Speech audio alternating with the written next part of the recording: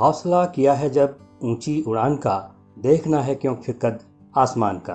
आसमान में भी सुराख हो सकता है, एक पत्थर तो तबीयत से उछालो यारो।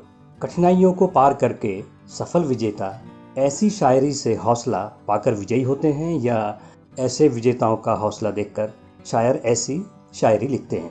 यह सवाल मुर्गी पहले आई या अंडा जैसा है, जिसका सही जवाब कोई नहीं जानता। फ्रेंड्स, यहाँ एक ऐसे ही विजेता पर 2019 में बनी फिल्म द शोले गर्ल के बारे में बताएंगे।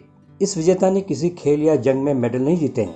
इसने गरीबी, सामाजिक रूढ़ियाँ, पुरुष की ताकत का दबदबा जैसी और कई बुराइयों के खिलाफ अकेले लड़ते हुए हिंदी फिल्म इंडस्ट्री में एक अहम मुकाम हासिल किया और भारतीय सिनेमा के इतिहास में पहली स्टंट वुमन कहलाई। नाम है रेशमा पठान।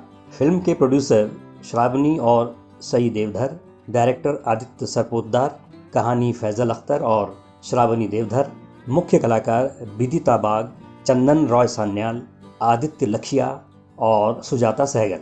65 वर्ष की रेशमा पठान का फिल्म में स्पेशल अपीयरेंस है।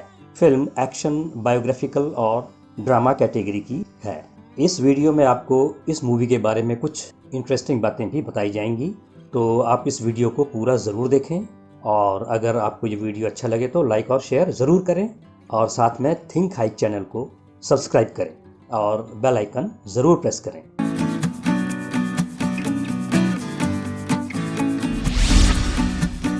फिल्म की कहानी। 1975 की हिंदी फिल्म शोले का सीन, जहां हेमा मालिनी तांगे पर भागती है और तांगा पलट जाता है। हेमा मालिनी की जगह तांगा दौड़ाने वाली उसकी बॉडी डबल रेशमा पठान अर्थात एक्ट्रेस विदिता बाग बुरी तरह घायल हो जाती है। उसको स्ट्रेचर पर हॉस्पिटल ले जा रहे हैं और रेशमा की यहाँ तक पहुँचने की कहानी को बताने के लिए फिल्म फ्लैशबैक में चली जाती है। फ्लैशबैक में बॉम्बे, साल 1962। 8 साल की रेशमा बीमार बाप की वजह से सड़क पर कलाबाजी दिखाकर पैसे कमाती है और 7 लोगों का परिवार पालती है। समय बीतता है। अब रेशमा अर्थात एक्ट्रेस विदिता बाग 14 साल की हो गई है।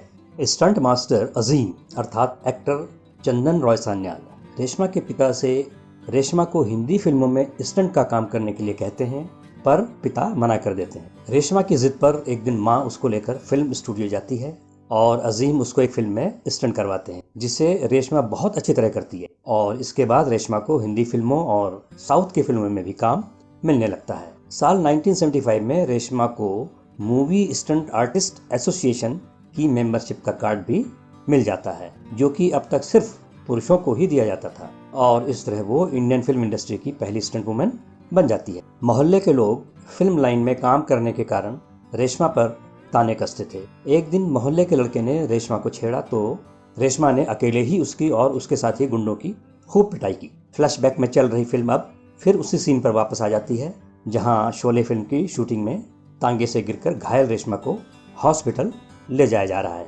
रेशमा की जख्मी टांग पर पट्टी बंधी है। स्टंट मास्टर अजीम रेशमा को 1 महीना रेस्ट करने को कहते हैं, परंतु रेशमा कहती है मैं अभी शूटिंग करूंगी, क्योंकि उसे उसकी बहन की शादी के लिए पैसे चाहिए। रेशमा को 2 आदमी उठाकर तांगे में बिठाते हैं और सीन को फिल्माने के लिए रेशमा तांगा भगाती है। कुछ देर बाद तांगा एक पहिए पर भागता है।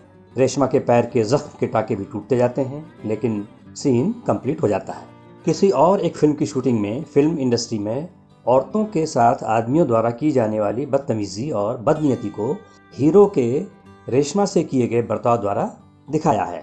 तबस्सुम के साथ टीवी इंटरव्यू में रेशमा बताती है कि एक बड़े डायरेक्टर की फिल्म में एक शॉट के दौरान ट्रक ने मुझे असल में टक्कर मार दी। चोट के कारण मुझे 3 महीने घर बैठना पड़ा। उन डायरेक्टर के साथ मैंने फिर कभी काम नहीं किया। रेशमा कहती है कि घर की जिम्मेदारियों की वजह से वो अभी काम करेगी, शादी नहीं। अब असली रेशमा पठान को दिखाया है और उसके मोबाइल फ़ोन में फिल्म डायरेक्टर रोहित शेट्टी रेशमा को अपनी एक फिल्म में रोल देने की बात करते हैं। रेशमा स्कूटी में फिल्म के सेट पर पहुंचती है और गोलमाल अगेन फिल्म में 5 अगस्त 2017 को शॉट देती है और फिल्म समाप्त हो जाती है। कौन से कारण हैं कि इस फिल्म को देखना चाहिए?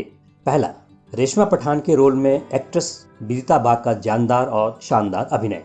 एक शरारती लड़के जैसी बॉडी और माउथ लैंग्वेज, बम्बैया हिंदी की अच्छी पकड़ के साथ मराठी लहजे में बेझिझक और आत्मविश्वास से बोलना, परिवार को पालने की जिम्मेदारी निभाती बेटी, स्टंट के काम के लिए जी जान से समर्पित आर्टिस्ट, फिल्म इंडस्ट्री और अपने घर के मोहल्ले वाले लोगों के गलत बर्ताव को अपनी सूझबूझ और समझदारी से सामना करना जैसे कई रंग के अभिनय में अपने एक्टिंग टैलेंट और भरपूर मेहनत से फिल्म को शुरू से आखिर तक इतनी दिलचस्प और मनोरंजक बना दिया है कि दर्शक 1 मिनट के लिए भी फिल्म से नजर नहीं हटाना चाहेंगे। दूसरा, छोटी कहानी परंतु रेशमा की जिंदगी की हर अहम घटना को बखूबी दिखाया है। फिल्म 1 आवर 46 मिनट्स की है। तीसरा, कोई गाना नहीं है, गानों की जरूरत भी महसूस नहीं होती। कहानी में कंटिन्यूटी और दर्शकों का इंटरेस्ट बना रहता है। चौथा, चुस्त और असरदार डायलॉग्स। कुछ उदाहरण सुनिए। 1, रेशमा कहती है, जख्म 2 तरह के होते हैं, एक वो जो भर जाते हैं और दूसरे वो जो इंसान को बदल डालते हैं। अपन को भी वक्त ने कुछ ऐसे ही जख्म दिए जिसने अपन को बदल डाला। कोलसा मोहल्ले की गुमनाम रेशमा को शोले वाली रेशमा बना डाला। 2, रेशमा अपनी माँ से कहती है, अम्मी देखना, हमारे कुरान में लिखा है ना, अगर खाने को कुछ नहीं हो तो हराम भी हलाल हो जाता है। इज्जत भूख से बड़ी है क्या? एक दिन अब्बा अल्लाह मियाँ के खाते में जमा हो जाएंगे और तू भी कमती हो जाएगी, तो फिर मैं और जैनब क्या इज्जत की चटाई बिछाकर अल्लाह अल्लाह करते रहेंगे? 3, स्टंट मास्टर अजीम रेशमा से कहते हैं, आज मैं तुझे एक गुरु मंत्र देता हूँ। दुनिया में हर चीज को चमकने के लिए रोशनी की जरूरत नहीं होती, जिसको चमकना होता है वो अंधेरे में भी चमक जाते हैं। मतलब तेरे हुनर की कीमत है, तेरे शक्ल की नहीं। स्टार का चेहरा और तेरा काम, जितना अपना शक्ल छुपाएंगी उतनी ऊपर जाएंगी, और जिस दिन कैमरा के सामने अपना शक्ल दिखाने की सोची, सब खत्म। 4, स्टंट मास्टर अजीम रेशमा से कहते हैं, तूने जो बगावत की ना, वो रंग लाई। इन मर्दों की दुनिया में आज तूने नाम बना ही लिया। 5, रेशमा एक फिल्म के हीरो से कहती है, सर मैं आपकी बहुत बड़ी फैन हूँ, आपकी बहुत इज्जत करती हूँ। क्यों अपनी इज्जत का कचरा कर रहे हो साहब? काम करने आए हैं, काम करते हैं। फिल्म या इसके कलाकारों के बारे में कुछ इंटरेस्टिंग बातें जो शायद आप नहीं जानते होंगे। पहली बात, 1968 में बम्बई के कोलसा मोहल्ले के एक रूढ़िवादी मुस्लिम परिवार की 14 साल की लड़की रेशमा का हिंदी फिल्मों में पहली महिला स्टंट आर्टिस्ट के तौर पर काम करने की बात पर यकीन नहीं होता। 1972 साल में बनी फिल्म एक खिलाड़ी 52 पत्ते में एक्ट्रेस लक्ष्मी छाया के लिए किए गए पहले स्टंट से लेकर 1975 साल में बनी फिल्म शोले में एक्ट्रेस हेमा मालिनी का तांगा दौड़ाने वाले स्टंट में घायल होने तक के सफर में रेशमा को कई मुसीबतों का सामना करना पड़ा, जैसे महिला स्टंट वुमेन का पुरुष स्टंट मैन द्वारा विरोध, काम का पूरा मेहनताना न मिलना, डायरेक्टर, हीरो और अन्य पुरुष कलाकारों और कर्मियों की बदतहजीबी और बदनीयती का सामना करना, और अपने परिवार के लिए अकेली कमाने वाली होने के कारण ऐसी मुश्किलों से लड़ते हुए काम करते रहना। अपने काम के लिए ईमानदारी और लगन की वजह से मूवी स्टंट आर्टिस्ट एसोसिएशन ने फिल्म इंडस्ट्री में 7 साल से काम करने वाली रेशमा को एसोसिएशन का मेंबरशिप कार्ड सितंबर 1975 में दिया, जिसने यह साबित कर दिया कि अगर महिला हिम्मत करे तो वो फिल्म इंडस्ट्री में पुरुषों के लिए माने जाने वाले काम भी इज्जत के साथ कर सकती है। इसके बाद और भी महिलाओं को स्टंट आर्टिस्ट के तौर पर काम मिलने लगा। दूसरी बात, रेशमा अपने 50 साल के स्टंट वुमन के काम में कई बार जान के जोखिम से गुजरी। साल 1975 में शोले में रेशमा ने बहुत जख्मी हालत में 15 दिन तक और 105 डिग्री बुखार में भी हेमा मालिनी के लिए तांगे वाला स्टंट किया। साल 1980 की फिल्म कर्ज में एक्ट्रेस दुर्गा खोटे के लिए बॉडी डबल करते हुए शूटिंग में ट्रक ने वास्तव में रेशमा को टक्कर मार दी।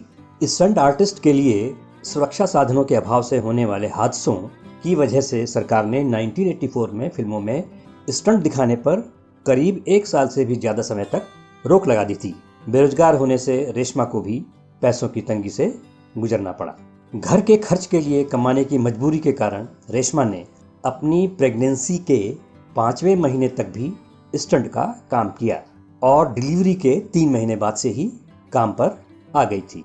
तीसरी बात, रेशमा का अपनी पट्टी बंधी हुई पैर की उंगली से हिलने को कहना हॉलीवुड की साल 2003 की फिल्म किल बिल में एक्ट्रेस उमा थर्मन के सीन की याद दिलाता है। चौथी बात, 65 साल की उम्र में अब रेशमा स्टंट नहीं करती, परंतु एक्स्ट्रा आर्टिस्ट के तौर पर कभी कभी काम करती है।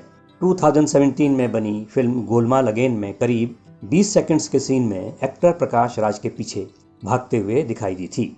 पांचवी बात, साल 1970 से 2000 तक रेशमा ने लगभग सभी हीरोइंस के लिए बॉडी डबल और स्टंट किए।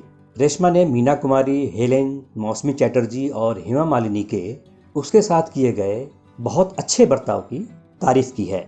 छठी बात, रेशमा ने अपने साथ काम करने वाले स्टंट आर्टिस्ट शकूर पठान से शादी की। रेशमा का बेटा डॉक्टर है। सातवीं बात, रेशमा को क्रिटिक्स चॉइस फिल्म अवार्ड्स 2019 में एक्स्ट्रा ऑर्डिनरी अचीवमेंट अवार्ड दिया गया। आठवीं बात, हिंदी फिल्मों में 1930s से लेकर 1960s के दौरान मैरी एन इवांस, जिसे फियरलेस नाडिया के नाम से जाना जाता है, को कुछ लोग पहली महिला स्टंट वुमन कहते हैं, लेकिन नाडिया भारतीय नहीं थी बल्कि ऑस्ट्रेलिया की थी और हिंदी फिल्म निर्माता होमी वाडिया की बीवी थी। वो फिल्मों में वुमन स्टंट आर्टिस्ट नहीं थी, वो फिल्मों की हीरोइन थी और अपने रोल के स्टंट किसी स्टंट आर्टिस्ट से नहीं कराती थी बल्कि खुद करती थी। इसलिए रेशमा पठान ही भारतीय फिल्मों की पहली महिला स्टंट आर्टिस्ट हैं। नौवीं बात, रेशमा का किरदार करने वाली एक्ट्रेस विदिता बाग एक टैलेंटेड बंगाली एक्ट्रेस हैं। साल 2011 से उन्होंने बंगाली, असमी, उड़िया और हिंदी में 17 फिल्में की हैं। 10वीं बात, इस फिल्म की प्रोड्यूसर्स श्रावणी देवधर और सई देवधर माँ बेटी हैं। शायद इसीलिए फिल्म में माँ अर्थात एक्ट्रेस सुजाता सहगल और रेशमा अर्थात एक्ट्रेस विदिता बाग के साथ वाली सीन एकदम नेचुरल लगे हैं। फिल्म के कुछ कम अहम या नेगेटिव पक्ष। नंबर 1, किसी भी सपोर्टिंग एक्टर ने असरदार अदाकारी नहीं की है। एक अहम किरदार स्टंट मास्टर अजीम अर्थात एक्टर चंदन रॉय सान्याल ने भी अपना रोल बस सिर्फ निभा दिया है, परंतु विदिता बाग ने अपने जबरदस्त अभिनय के बल पर ही फिल्म को जरूर देखने लायक बना दिया है। नंबर 2, रेशमा का अपने मोहल्ले के 6-7 गुंडों को अकेले ही पीटना एकदम फिल्मी सुपर हीरो का सीन लगता है, यह गैर जरूरी था। नंबर 3, फिल्म हिंदी में है परंतु कई शब्द मराठी भाषा के बोले गए हैं जिनका हिंदी में अर्थ महाराष्ट्र और गोवा के बाहर के दर्शकों को शायद समझ में ना आए, जैसे पाउली, चवन्नी, वांदा, परेशानी, उड़ी, छलांग, भलते, अयोग्य, एड़ी, बेवकूफ, हलकट, नीच। फिल्म बम्बई में बेस्ड है, इसके लिए एक्टरों का मराठी लहजे में आएंगा, जाएंगा, जा रेला है, ये इच आदि बोलना ही काफ़ी था। फिल्म की रेटिंग। फिल्म की कहानी काल्पनिक नहीं बल्कि एक औरत की हिम्मत और जज्बे से सफल होने की हकीकत दिखाती है और सबके लिए इंस्पिरेशन है। फिल्म 8 मार्च 2019 को वर्ल्ड वुमेन्स डे पर रिलीज हुई थी। इन सब कारणों से फिल्म जरूर देखनी चाहिए और इसलिए रेटिंग 8/10। फिल्म ZEE5 पर देख सकते हैं। आशा करता हूं कि आपको ये वीडियो अच्छा लगा होगा। अगर हाँ तो वीडियो को लाइक और शेयर करें, चैनल थिंक हाइक को सब्सक्राइब करें और बेल आइकन ज़रूर प्रेस करें ताकि जब भी कोई इंटरेस्टिंग टॉपिक पर वीडियो अपलोड हो तो आपको नोटिफिकेशन मिल जाए। Thank you.